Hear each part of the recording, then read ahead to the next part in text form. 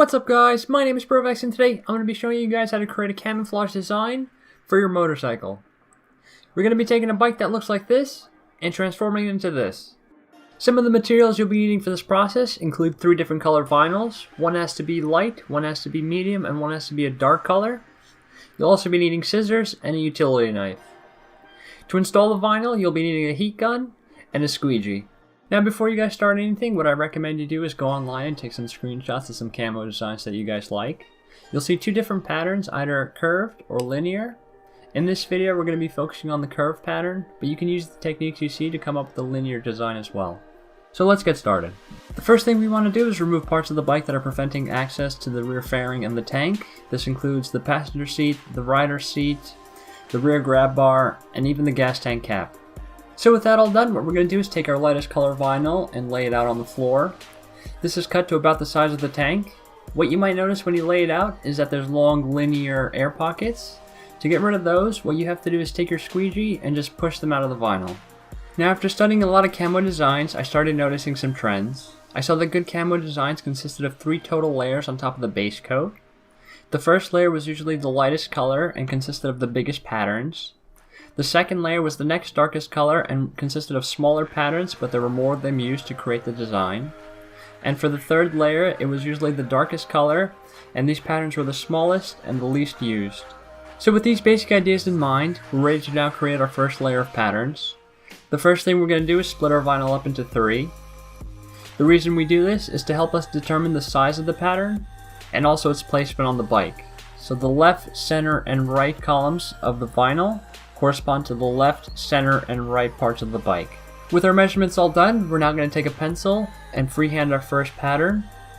This is going to be the most important pattern because it will determine how the rest of the patterns are created. Now we want to create a nice fluid shape with a lot of curves. Our only restriction is to stay within the center column. With this first shape now created, we can use its curves as an outline to create our next couple of patterns. Once we've created shapes for the left, center, and right columns, we're pretty much set to complete the rest of the pattern on the vinyl.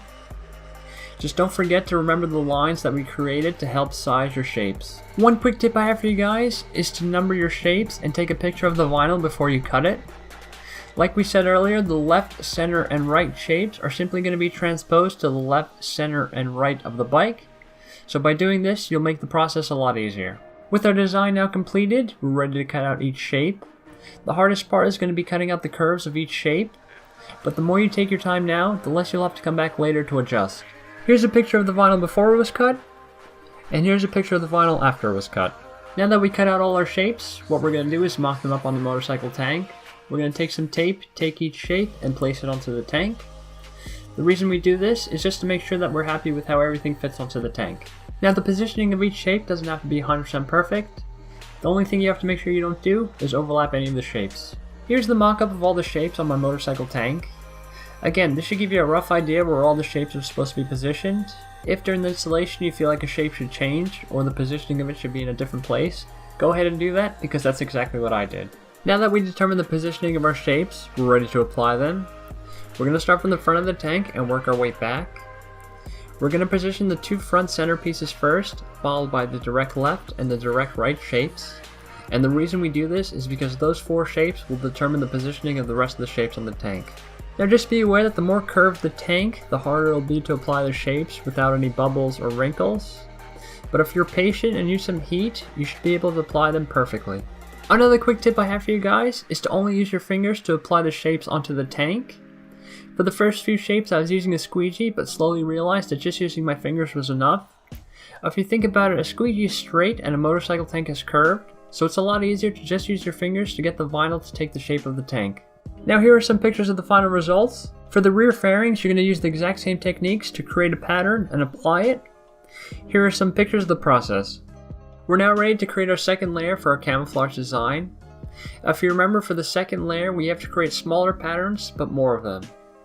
So we're going to take our vinyl and first split it up into 4 even columns. We're now going to start our pattern by creating the first 2 shapes in the center 2 columns.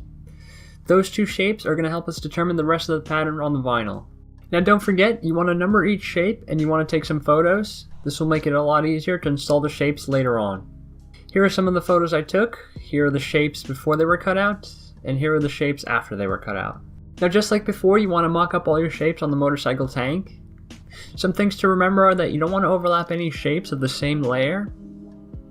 And remember, the two center columns correspond to the center of the bike, and the left and the right columns correspond to the left and the right of the bike. Here are the pictures of the tank after this process. And here are some pictures of how I created the second layer for the rear fairing. To create the Suzuki decal, what I did was I used techniques from a previous video, so I'll leave a link to that video in the description below. And now for the final layer, what you want to do is create a pattern with about 6 to 8 small shapes. 2 will go on each side of the rear fairing, and 4 to 6 will go on the motorcycle tank itself. Here are some pictures of the final results, and here are the final results after I cut out some of the shapes within the motorcycle tank pad. I hope you guys enjoyed this video. If you guys have any questions or have any suggestions for future videos, just leave it in the comment section below and I'll be sure to answer. This is Provax, thanks for watching.